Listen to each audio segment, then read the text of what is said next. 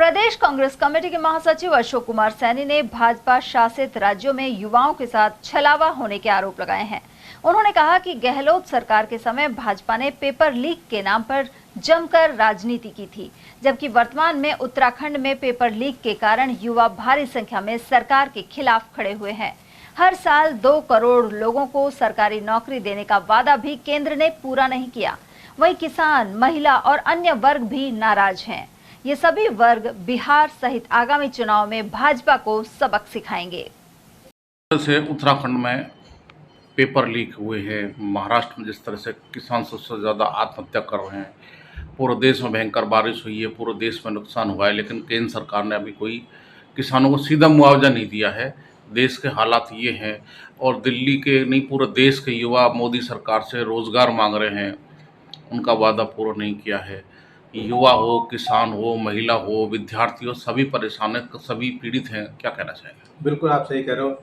अभी कल ही कई दिन से दिखा रहे हैं उत्तराखंड में हमारे जो यूथ है वो पेपर लीक को लेकर के स्ट्राइक कर रहे हैं, धरने पे बैठे हुए हैं। उनके ऊपर लाठी चला रही है। अरे एक तरफ रोजगार बेरोजगार घूम रहे हैं, हमारे रोजगार दे नहीं रही हमारे युवाओं को। दूसरा पेपर लीक हो रहे हैं, हमारे बच्चे जो इस तरह के कंपटीशनों की तैयारी कर रहे हैं जिसमें 2-2, 3-3, 4-4 साल से बेचारे बच्चे लग रहे हैं और इस तरह की उनके साथ खिलवाड़ किया जा रहा है। उनके ऊपर कोई रोक नहीं है।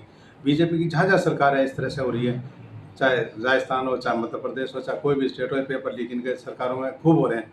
पिछली बार यहाँ आदरणीय गहलोत साहब की सरकार थी तो बहुत पुकारते थे पेपर लीक। अब इनको शर्म नहीं था, अब रोके ना उनको। उत्तराखंड में हमारे बच्चों के ऊपर ऐसे लाठीचार्ज किया जा रहा है, पेपर लीक को धरने पर बैठे हैं उन बच्चों के ऊपर, पानी छोड़ा जा रहा है उनके ऊपर। तो इस तरह से बच्चों को परेशान किया जा रहा है। पेपर लीक हो रहे हैं, इन पर पेपर लीकों पर कोई किसी प्रकार की रोक नहीं। इसी तरह से आपने पूछा, अभी पूरे हिंदुस्तान में बारिश की अच्छी बारिश हुई है। कल 2 दिन से दिखा रहे हैं कि हमारे मराठवाड़ा महाराष्ट्र में किसान भाई कैसे भूखे मर रहे हैं। उनके मकान दिखा रहे हैं कि उनके मकानों में पानी आया हुआ है, कीचड़ भरी है, उनके अनाज, पहनने के, खाने के कोई सामान बाकी नहीं। खेतों में आज भी पानी भरा हुआ है, किसान भूखे मर रहे हैं। तो उस वहाँ बीजेपी की सरकार है, उस पर कोई ध्यान नहीं दे रही। राजस्थान में हमारे नेता प्रतिपक्ष टीकाराम जूली जी ने पहली डिमांड की जा रही है, मुख्यमंत्री से डिमांड की है कि यहाँ के किसान भाइयों को जो बारिश से नुकसान है उसका मुआवजा दिया है। तो इनका कहीं ध्यान ही नहीं है। पूरे हिंदुस्तान में इस तरह के जहाँ जहाँ इनकी सरकार है वहीं ज़्यादा हो रहे हैं, तो वहाँ ध्यान देना। मराठवाड़ा में हमारे किसान भाई आत्महत्या के वो कर रहे हैं, भूखे मर रहे बेचारे, वहाँ मुआवजा दिया जाए, उनको खाने के राशन दिया जाए, रहने को उनको जगह दी जाए। उनके घरों में तो पानी भरा हुआ है, कीचड़ भरी हुई है। राजस्थान में जिस तरह से किसानों को नुकसान हुआ वहाँ मुआवजा दिया जाए। इस तरह से कहीं मुआवजा नहीं दिया जा रहा। आज हमारे किसानों भाइयों के ऊपर इस तरह से मदद न करके उनके ऊपर अत्याचार कर रहे हैं। हमारे युवा साथियों का हमारा कर जाए, महिलाओं का अत्याचार हो रहा है। कहीं भी तो ये नहीं कि सरकार ने करे। महंगाई पर कोई अंकुश नहीं इनका, चारों तरफ से महंगाई बढ़ रही है, पूरी पब्लिक परेशान है।